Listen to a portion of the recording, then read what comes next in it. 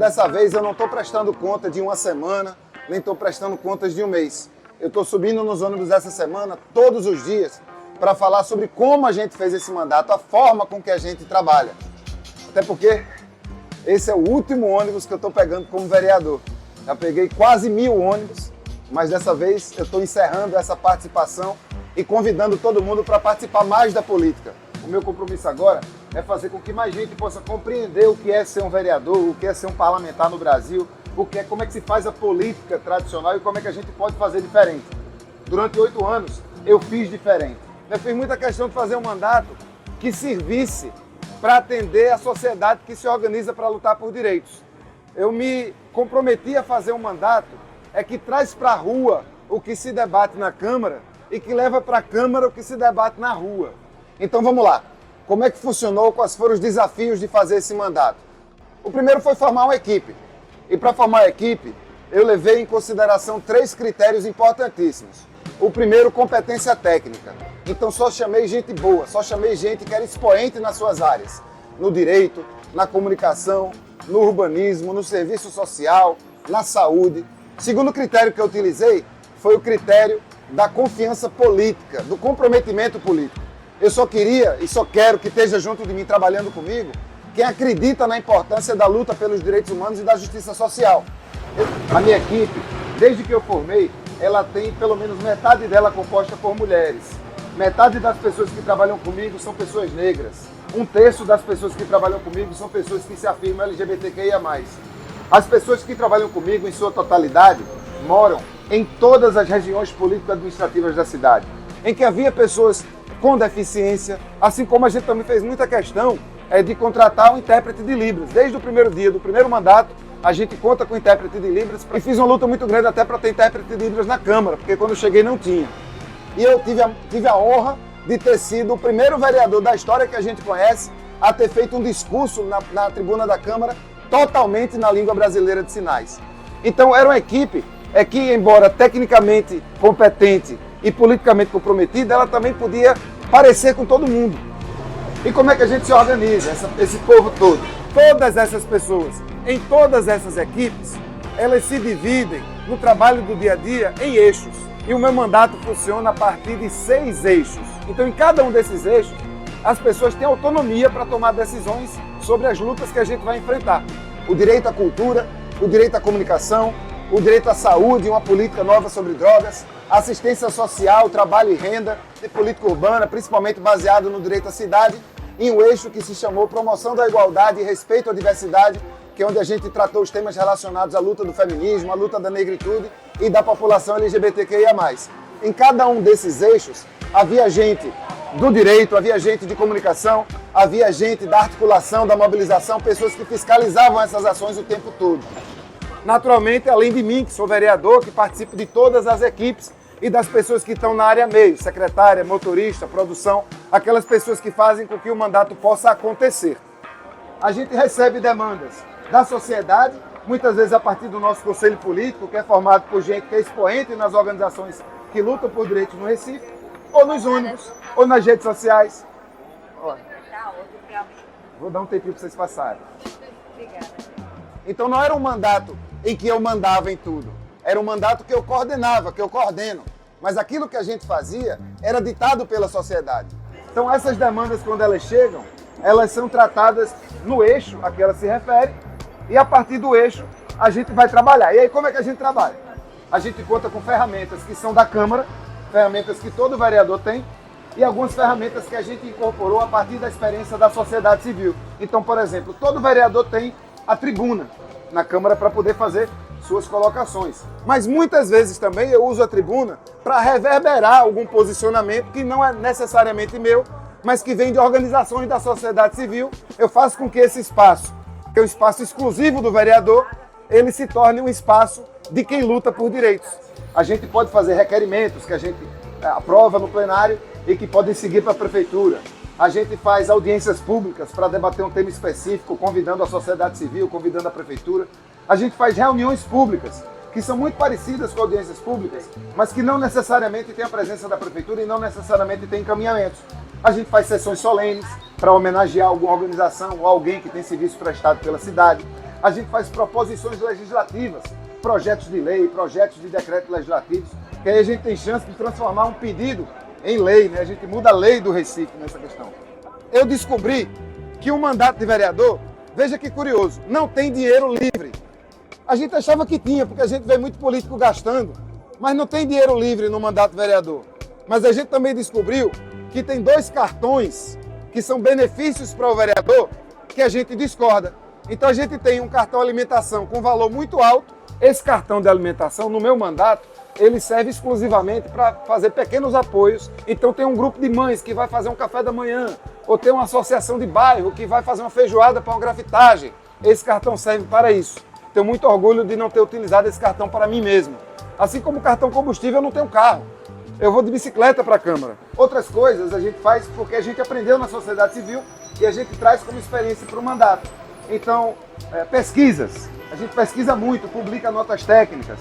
A gente realiza oficinas, justamente para que mais pessoas conheçam essas questões, mas também para basear o nosso trabalho. Então, a gente ensinava as pessoas a entender como funciona a política, para que as pessoas pudessem me dizer o que é que eu tinha que fazer. A gente forma grupos de trabalho em que atuam universidade, sociedade civil, pessoas que se organizam para lutar por direitos, nós do próprio mandato, prefeitura, para que esses grupos de trabalho possam encontrar soluções para problemas que são colocados muitas vezes em audiências públicas. Então, o próprio planejamento. A gente fazer planejamento todo ano é uma ferramenta inovadora de um mandato legislativo. Todo ano da gente foi planejado e todo ano da gente, ao final do ano, foi relatado. Se você entrar nas minhas redes sociais, no meu site, você vai ver que todo ano de mandato vai ter um relatório com tudo que a gente fez e o que é que a gente fez com o recurso que tinha no gabinete. Isso a gente fez com muito orgulho. Estudos, notas técnicas, fizemos bastante, porque a gente acredita numa oposição que eu fiz o tempo todo, mas numa fiscalização sempre baseada em dados. A gente fez uma pesquisa na época da vacina, por exemplo, do Covid, em que a gente percebeu que a vacina estava chegando mais nos bairros em que havia menos mortes por Covid, onde havia pessoas mais ricas. E a vacina estava chegando menos nas comunidades da periferia. Por exemplo, Blitz. A gente sabe que existe um problema. Então a gente vai num lugar em que o problema existe, mas a gente não só vai lá. Primeiro a gente faz uma pesquisa orçamentária para saber onde é que está o dinheiro público naquele problema. Então quando a gente visita uma escola, quando a gente visita um posto de saúde, a gente está fazendo uma blitz naquele local, sim, mas a gente não quer falar somente sobre aquele local. Eu visito um posto de saúde, mas eu vou falar da atenção básica na saúde, eu vou falar da situação dos postos de saúde na cidade inteira. Então, em tudo que a gente entra, em toda pauta que a gente entra, em toda denúncia que a gente faz, a gente produz vídeo, a gente produz material para a internet, já produziu até outdoor. Então, a gente utiliza a comunicação muito. A gente já fez vídeo para YouTube, a gente já fez podcast, em tudo que dá para a gente fazer, para poder fazer com que a mensagem que a gente tem para dizer chegue mais longe, a gente com certeza usa. Galera, olha aqui, ó, o desossado, aqui tem pipoca doce, pipoca salgada, olha o galeta aí. E quando a gente tem um problema grande, quando a gente tem uma questão para enfrentar, que a gente entende que precisa de muitas dessas ferramentas funcionando de forma articulada, a gente faz o que a gente chama de um projeto especial. E aí eu vou dar um exemplo. Vocês estão vendo esses quiosques que tem na Conda Boa Vista. E quando teve a reforma da Conda Boa Vista, o pessoal ficou muito preocupado, o pessoal do comércio informal, porque a promessa da prefeitura era tirar os ambulantes, todos de lá.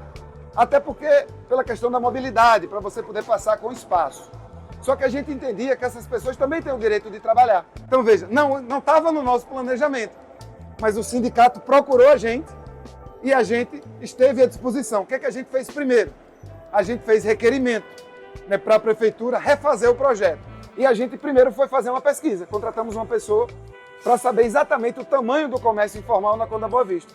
Pegamos essa pesquisa, fomos conversar com a Universidade Católica, o curso de Arquitetura e Urbanismo, que fez uma oficina com seus estudantes e viu espaços em que os ambulantes poderiam estar, sem atrapalhar a mobilidade. E aí fizemos uma audiência pública lá na Câmara, ao mesmo tempo que a gente produzia um vídeo de comunicação mostrando o que cabia Camelô na Conde, e os ambulantes fizeram um protesto que a gente apoiou. Resultado, saiu um grupo de trabalho, ao invés de a prefeitura dizer quem tinha direito a utilizar e quem não tinha direito a utilizar, foram os próprios comerciantes, através do sindicato, que se reuniram e que definiram quem teria prioridade no uso dos quiosques. Então a gente pegou uma situação em que a prefeitura estava tocando uma ação arbitrária e deu à prefeitura a oportunidade de fazer um projeto horizontal, democrático, bacana. Foi o ideal? Nunca será. Quem luta por direitos sabe que a luta por direitos ela é permanente, ela é o tempo todo, ela não para. A gente vê, por exemplo, quanto a prefeitura gasta com comunicação, que a gente não sabia antes de eu ser vereador. Fizemos representação ao Ministério Público, outra ferramenta que a gente faz. Representação ao Ministério Público. Fizemos pedido de informação, outra ferramenta. Pedido de informação fizemos, a prefeitura não respondeu. A partir da representação ao Ministério Público, a partir da nossa audiência pública, a prefeitura começa então a publicar os dados de 3 em 3 meses no portal da transparência sobre como gasta o recurso. Se você for na internet e você buscar gastospublicidade.recife.br, você chega num site que nós fizemos no nosso mandato, em que você pode ver quanto a prefeitura gastou por mês, por empresa, por ano, por campanha. E aí cada pessoa livremente vai poder ter acesso a esses dados que são públicos, sem os bloqueios, sem a dificuldade que você tem se você vai no portal da transparência. Eu entendi que esse jeito de fazer mandato funciona, que é um jeito bom, é um jeito que eu quero multiplicar. Nós construímos uma forma inovadora de estar na Câmara de Vereadores. É a única forma possível? De jeito nenhum. É a melhor forma possível? Provavelmente não. Mas o que eu quero é espalhar essa conversa, espalhar essa notícia, trazer mais gente para a política, para essa metodologia poder inclusive ser aperfeiçoada. Eu acredito numa democracia em que cada pessoa, em sua liberdade, tem informação e tem o direito de tomar decisões que vão influenciar suas próprias vidas. 1 de janeiro eu continuo na política, não como vereador.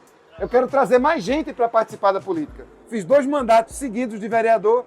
Esse ano, por princípio, eu nem concorri.